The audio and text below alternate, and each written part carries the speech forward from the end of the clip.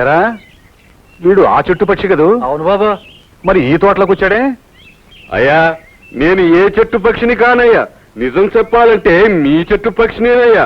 నేను మీ దగ్గరికి రావాలనుకుంటున్నా, మీరే నన్ను దూరం దూరంగా ఉంచుతున్నారయ్యా, అందుకే దూరంగా ఉండిపోయానయ్యా. ఓ మంచి మాట చెప్దామని వచ్చానయ్యా. ఏమిటా మంచి? మంచి మాట అంటే అయ్యా, అయ్యా ఉద్యోగానికి అమ్మాయిలు కావాలని పేపర్లో వేయించారు కదయ్యా. అవును. మీ దగ్గరికి వస్తున్న అమ్మాయిని ఆ రాజేంద్ర గారు దారిలో అడ్డుకొట్టి మంచి అమ్మాయిని తన దగ్గర పెట్టుకొని చెత్త అమ్మాయిని మీ దగ్గర పంపించాడయ్యా. అలాగా?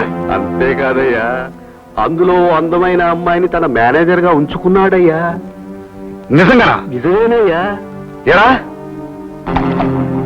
నా ఉప్పు తింటూ అక్కడ ఏమని జరుగుతుందో తెలుసుకోమంటే తెలుసుకోవా? వెళ్తావా?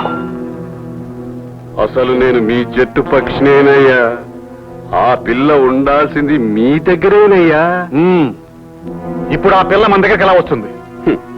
ఈ త్యాగయ్య ఉండగా ఆ పిల్ల ఎలా వస్తుందని అంటారయ్యా. నేను తీసుకొస్తాను.